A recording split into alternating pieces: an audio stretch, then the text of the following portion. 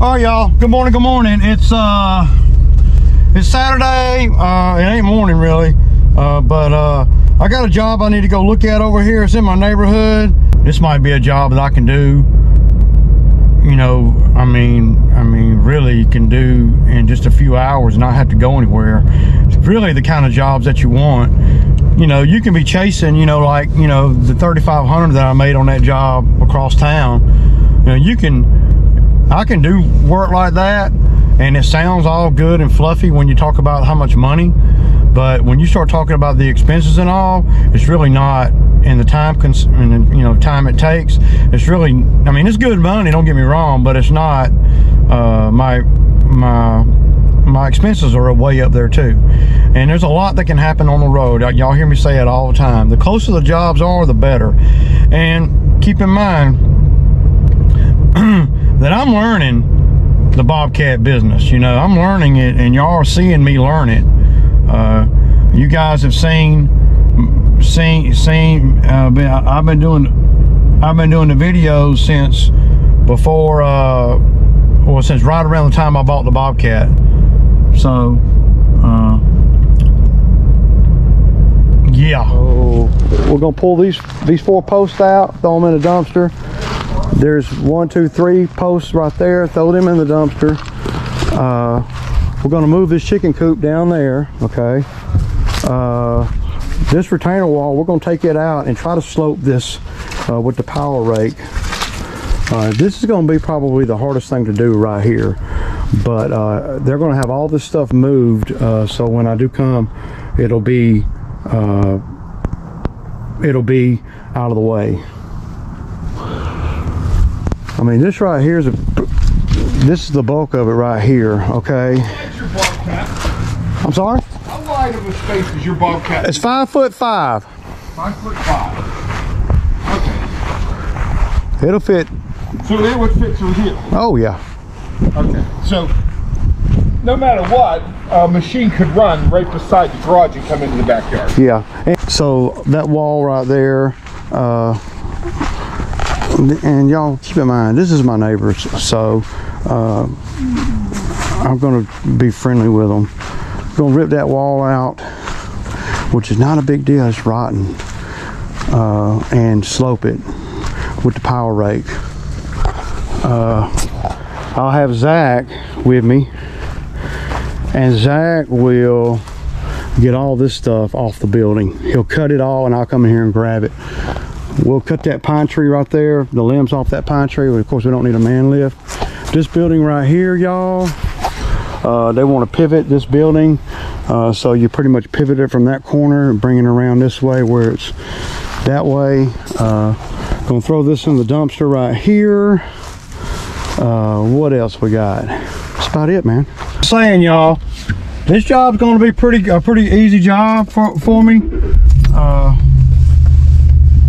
They've been, like I told you guys on the way over here, they've been trying to get me back over here ever since I did some other work for them, but this is a lot more work, and they were trying to get me to do it by the day, and I just told them that I want to do it by the job, man. And you know, but you know, in my thinking, doing it by the job, I'm thinking, you know, a day and a half, 2 days. $1,000 a day over here, y'all, is like $1,300 or $1,400 a day anywhere else. It is, because if something goes wrong, I can do anything. So see what I'm saying about putting the Bobcat in the shop? You know, they're gonna tell me tomorrow about she gonna call the dumpster people. So when they get a dumpster out there, that's going to be the signal that I'm coming to do the work. So yeah.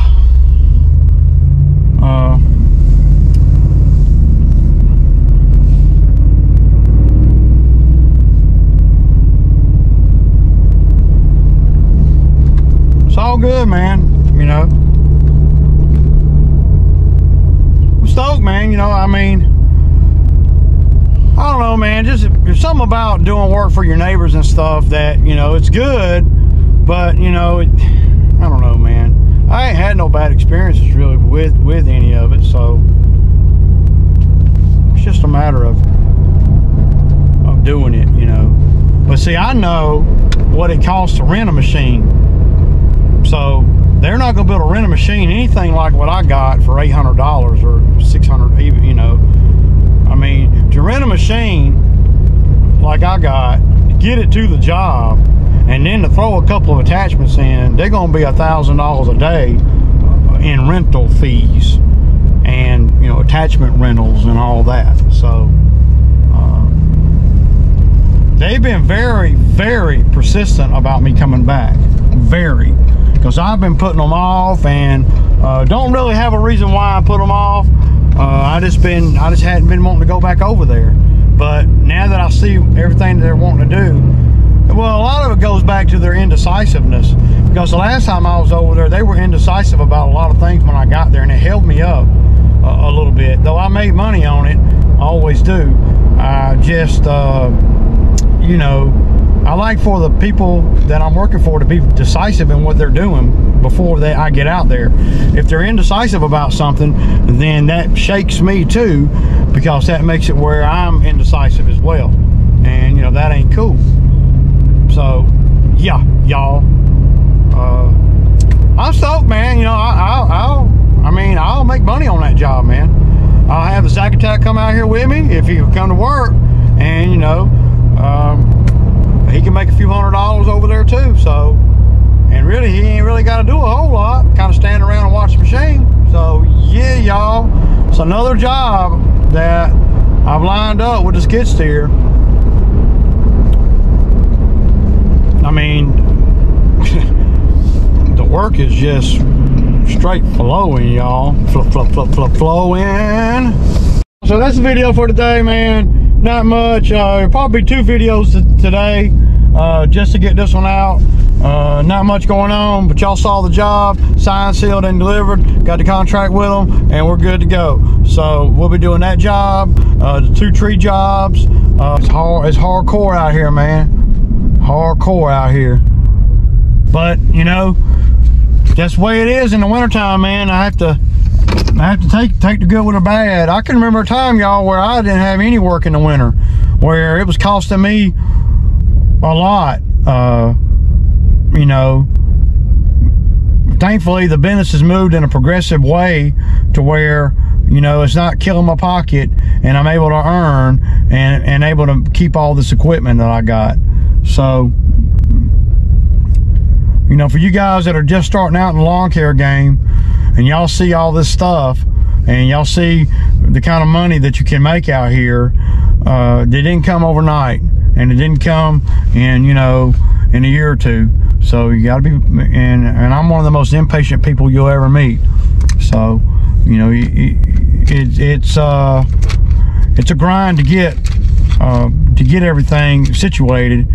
But the best analogy I can come up with, y'all, is especially if you ever played sports or anything, like, you know, when you first started playing whatever sport it is, we'll just say football, for example, you know, it was real complicated, real confusing, you know, the moves that you make to be in the right position you know, to follow whatever the coach is telling you to do. But after, you know, a year or 2, a season or 2, 5 or 6 seasons, 8 or 9 seasons, 10 or 12 seasons, well, the game slows down, if you will, and you're able to plot better, make better moves with what you are doing, so you don't waste any moves, and you don't go backwards with anything either. So you don't waste no moves. The longer you're in the game, the slower everything comes to you, you know, and you're identifying things way before they ever happen. As long as you've been paying attention to what you've been going through the first 3 or 4 years, and then you know, after the first 3 or 4 years, you learn, and then when you go to 5, 6, and 7 years, you're on another plateau, and then 7, 8, 9, and 10, well, you're just refining that to get more efficient. You kind of know exactly where you're at, you know exactly what equipment to buy, and you know what the equipment can and can't do. And then by the time you hit year 12, 13, 14, well then it's about sitting back and letting the jobs come to you, and still learning. You're still learning, but you're learning how to be all you can be. You're not just merely surviving. Now you are stacking, and your equipment is in a good spot, and your finances are in a good spot, and you're able to sit back and relax. Well, relax might be the wrong word. You're able to sit back and see everything coming at you, and you're able to, okay, I want to do that job, but I don't want to do that job. When before you were taking on every job. And then whenever you go from the lawn care to a bobcat, skid steer, I mean, any bigger piece of equipment, well, there's a lot of things that you have to learn along with that too. But the basic fundamentals of how you've been doing the lawn care game for years and years and got it mastered, you know, it's the same basic concept as doing the bobcat work. But with that being said, since the basic concept is learning what the machine can do, and you have to kind of start all over again, but you kind of have a knowledge that you didn't have when you started your lawn care game. When you started your lawn care business, you didn't know. At least for me, I didn't know. I was merely surviving. When I started doing the bobcat work, well, I had experience in the lawn care, and I kind of knew what people were willing to pay for, because that's what you need to be paying attention to as you're growing your lawn care business. Now, some people never get out of the lawn care game, you know, and that's fine. You know, I wasn't really, I mean, I never really thought that I would do anything any different, you know. But the lawn care game taught me the things I needed to know to get into the skid steer game. And it also taught me some of the pitfalls that I need to avoid too, right? But you learn what's doable. You learn what people are willing to pay for, and then you can take your business accordingly. And you know, my area that I live in might be different than your area, and you know, that's all relevant. When I bought the man lift, you know, I was scared. A lot of you guys were scared for me, so I just had done enough research and used one of these lifts enough to know that worst case scenario, I could get my money back. You know, that was I never thought about if I could get my money back. I just thought about when. Do I have the patience it takes to get my money back? If I had bought the bobcat and the man lift in year 2, well, I probably wouldn't have succeeded, or would be a lot worse off. Maybe not. I may have excelled and rose to the occasion. But learning machines and learning equipment is paramount to running the equipment, and learning what people are willing to pay for is paramount in what kind of equipment to buy for your general area. Like if I lived up in, I don't know, Massachusetts, or you know, somewhere up where they got a lot of snow, I'd be knee deep off in the snow game, in the snow removal. Now that's a risk though, because what if you don't get a lot of snow, you know? See, down here, you're not gonna make money in the snow game, but you are gonna make money in the landscape game as long as you can do what you say you're gonna do. That's the biggest thing that I see with landscapers and people starting out in this game. They think they're gonna start out and be able to compete with the bigger guys, you know. Not that I'm one of the bigger guys, but it'd be hard for a guy starting out to come in and compete with me. It would be. Just like it was hard for me when I started, and I'd pull up next to, I'd be riding, going to a $40 yard, you know, with my little beat up ass red Ruby and a snapper mower on there, and I'd pull up to a red light and there'd be a rig like what you see that I have now. it would be, you know, a guy with a $50,000 truck's pulling that double axle rig with you know, $50,000 worth of equipment on it, you know. And I would look at that rig and I say, man, golly, boy, I'd love to have that out. I'd love to have that set up. And I did. I used to do that. And fast forward, I got that rig now. I overcame that. And now, or you know, a few years ago, before I got to skid steer, I pull up to a red light with my nice lawn trailer and all my expensive ass lawn equipment. I pull up to the red light, and then a bobcat would pull up beside me